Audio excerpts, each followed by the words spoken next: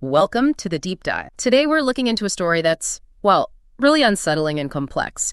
It's about Ruby Franke, who many knew from the 8 Passengers family vlogging channel. Yeah, that channel presented this seemingly perfect family life online. Exactly. But behind that facade, there was this deeply disturbing reality that eventually led to her arrest and a guilty plea for child abuse. It's quite a fall. It really is. And for this deep dive, we've gathered some key materials based on what you shared with us. We're looking at transcripts from like the Devil in the Family documentary, right? Accounts from places like ABC News, the Five's a Crowd podcast, a swoop video analysis, and really importantly, excerpts from the book by her eldest daughter, Shari Franke, called The House of My Mother, A Daughter's Quest for Freedom. That book is central, isn't it? Shari's perspective. So our mission here is really to unpack this whole situation. We want to pinpoint the factors that, contributed to the abuse. Understand the impact on the family, which is obviously huge. Huge, yeah. And also think about the wider implications, especially for family vlogging and sort of online influence generally. Right. We aim to give you a clear picture, hitting the key moments, maybe some surprising facts, without getting totally bogged down in every single detail. Okay, so let's start at the beginning. Where did 8 Passengers even come from? What was the initial motivation? Well, looking at Shari's book and some earlier interviews, it seems Ruby started vlogging around the mid-2010. And the motivation, it appears to stem from this desire to be seen as like the perfect loved mom. That curated image thing, building an identity online. Exactly. And, it took off fairly quickly. It did, didn't it? Getting 1,000 subscribers in about 6 months, that must have felt significant then. Yeah, and then that video, the toddler climbing out of the crib that went viral. Millions of views. Wow. It just shows how those kind of everyday family moments could really capture a huge audience back then. But it immediately raises that big question, doesn't it? The line between sharing authentically and, well, exploiting, especially with kids involved. Yeah, kids who can't really consent. Shari's book really hits hard on this. She talks about feeling like a puppet. A puppet, yeah. And that her obedience wasn't love, it was fear. And the contrast with online comments calling her a kiss ass, it's just chilling. Knowing her reality was having no real choice about being filmed constantly. A complete disconnect. The polished online version versus the kid's actual experience. And then Jodi Hildebrandt comes into the picture. Right. Initially, she seems like maybe a positive force, a Mormon family counselor, a mentor for Ruby. Started with weekly calls, then twice weekly meetings. It escalated. And Shari definitely felt a change when Jodi arrived. She mentions in her book that at first, maybe the yelling and physical stuff decreased a bit. Okay, so maybe it seemed like an improvement from the outside? Perhaps. But Shari saw it differently. She felt there was this rise in psychological manipulation, a more, insidious kind of control that she actually felt was worse. More damaging in the long run. And things got, pretty extreme around 2020, didn't they, with the pandemic starting? Yeah, the sources talk about Ruby and Jodi developing this shared belief, this conviction that they were part of some divine mission. Earth-shifting work, they apparently called it. Earth-shifting. Wow. That sounds intense, almost cult-like language. It really does. The documentary excerpts highlight just how much they discuss this feeling of like profound significance. It creates a really powerful, isolating bond, Makes you less open to outside views, I imagine. Exactly. And then Jodi's presence becomes even more concrete. She physically moves into the Franke home in 2022. Right. And Kevin, the dad, moves out shortly after that. Shari mentions getting weird vibes about Jodi and Ruby living together. Yeah, a therapist living with a client, that's a huge boundary issue right there. A massive red flag. It really signals Jodi's influence deepening, doesn't it? Isolating Ruby even more. Definitely. It suggests Jodi's control was tightening, creating an environment where her ideology could just take over, unchallenged. This ideology was pushed through her ConneXions coaching, right? What were the main ideas there? Well, the core principles sound incredibly controlling. Things like isolating yourself from anyone who didn't buy into their beliefs. Right. Cut off the non-believers. Yeah. And mandatory confession of your distortion. Plus, constant communication, reporting back to the group.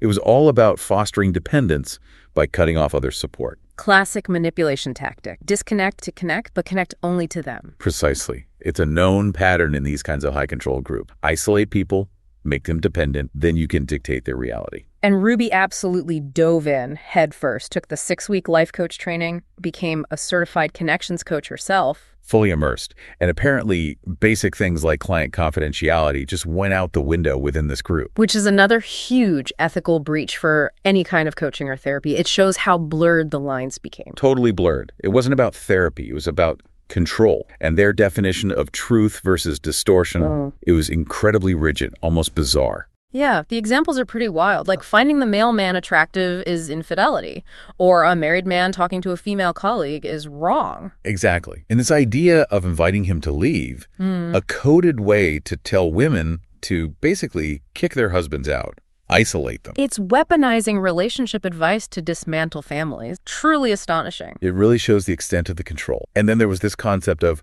rings of responsibility. Rings of responsibility. What was It involved systematically stripping people deemed distorted of their responsibilities, family, job, community connections, everything. So they could focus only on self-improvement, according to Jodi's rules, I assume. According to Jodi, yes, Yeah. often at huge personal cost. And then these 6-month probation periods. For adults and kids to earn back basic privileges. Yes, based entirely on Jodi's assessment of whether they'd changed enough. It wasn't about growth. It was just about compliance, breaking people down. Just total control. It sounds designed to erode any sense of self-worth or autonomy. That's exactly the function. Make people dependent, constantly striving for approval, just to get back basic parts of their lives. And the impact on the family relationship. Well, it was devastating, wasn't it? Absolutely. Shari and Chad, the older kid, they don't even call Ruby and Kevin mom and dad anymore, based on current accounts. That speaks volumes, doesn't it, about the emotional break? It really does. It signals that the fundamental parent-child bond is just broken.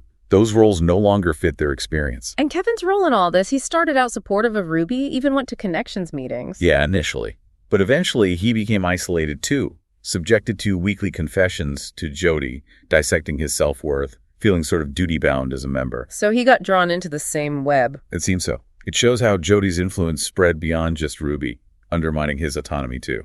And the discipline changed too, right? From maybe physical stuff to these elaborate psychological punishments. Object lessons, they called them. Yes, designed to instill specific virtues, but in really twisted ways. And then the most infamous example, Chad. Oh, the beanbag incident. That was shocking. Forcing him to sleep on a beanbag for 7 months. 7 months. As punishment for defiance, it was Jodi's advice being implemented. And that blew up online, didn't it? The backlash was huge. Huge backlash. That incident really marked the beginning of the end for the 8 Passengers channel.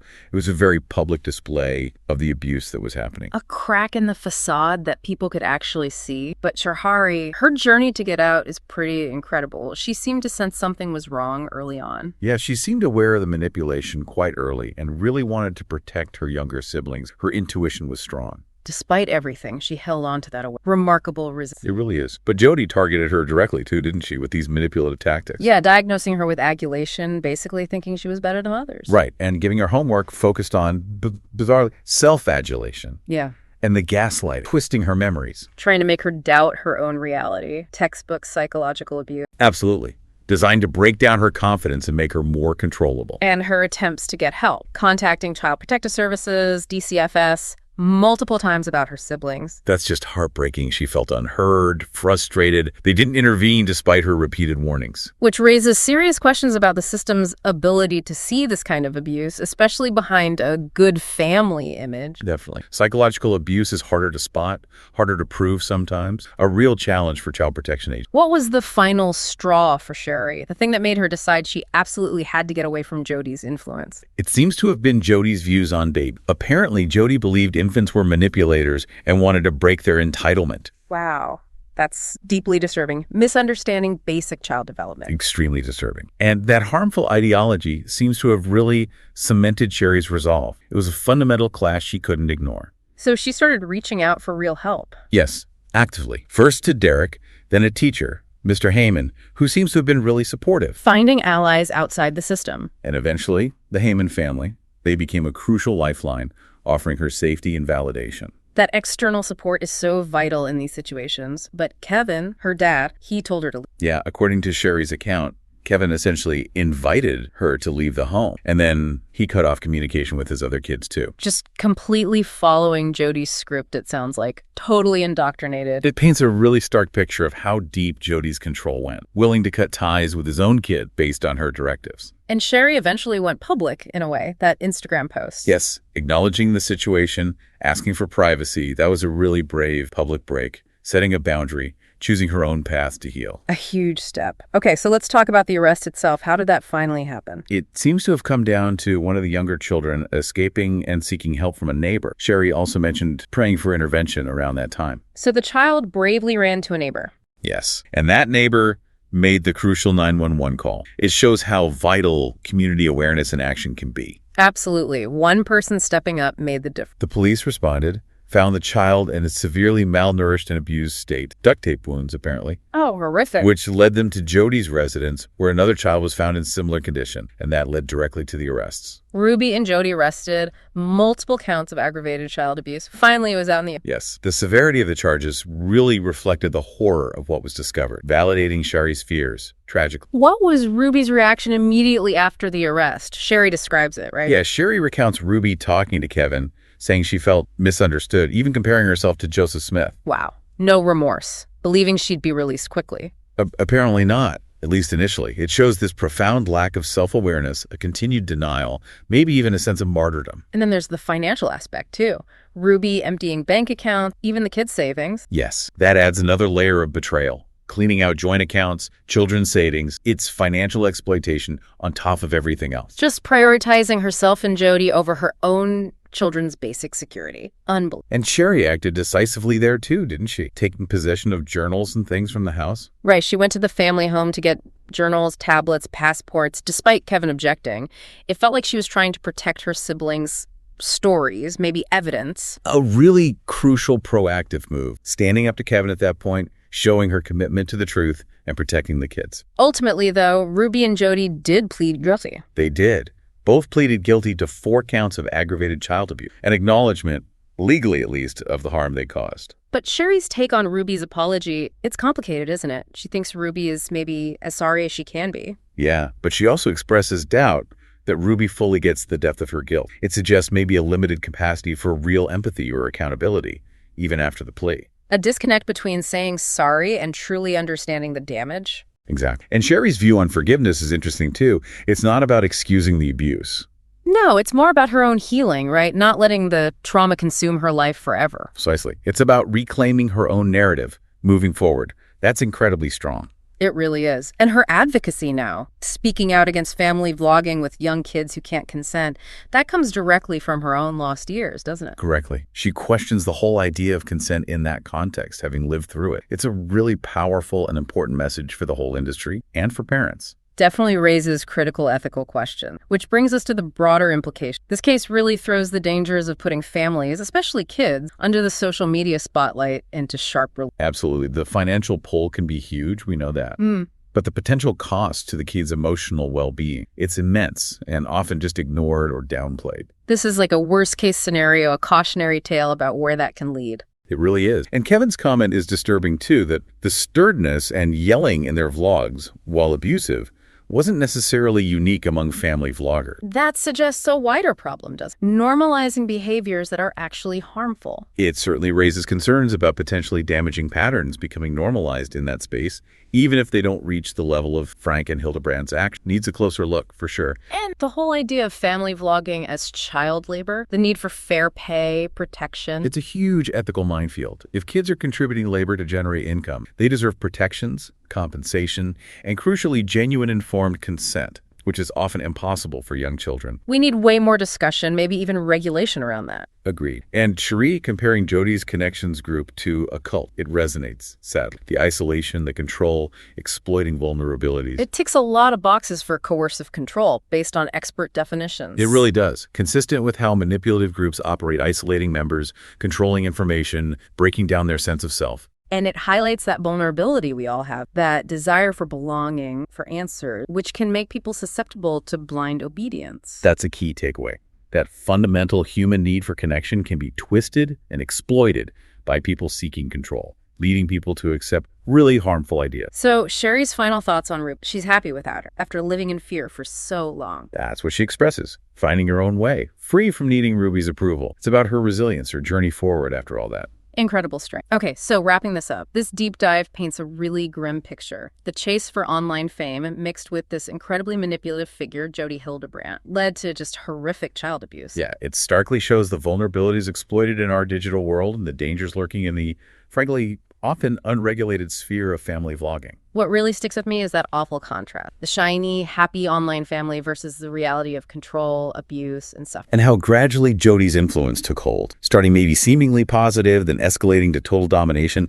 That insidious creep is chilling. Yeah. And the personal story. Shari and Chad's detachment from their parents, the specific punishments like Chad on the beanbag. Yeah. Those details are hard to forget. They really are. But also Shari's bravery, speaking out, her journey toward healing, her advocacy now. Yeah. That's also a crucial part of the story. So for you listening, this really drives home the need for critical thinking when we see these families online. What's real? What's curated? And it forces us to ask tough ethical questions about kids online. What are the responsibilities of the platforms, the legal system, us as viewers? Right. Which leads us to that final thought to leave you with. Thinking about this whole complex mess, what are the responsibilities here? For viewers, platforms, the law, how do we protect kids involved in online content creation? Yeah, how can we build an online world that actually prioritizes children's well-being over clicks, views, and profit? It's a huge question and one we really need to grapple with. A critical question for our time, and thank you for joining us for the dive.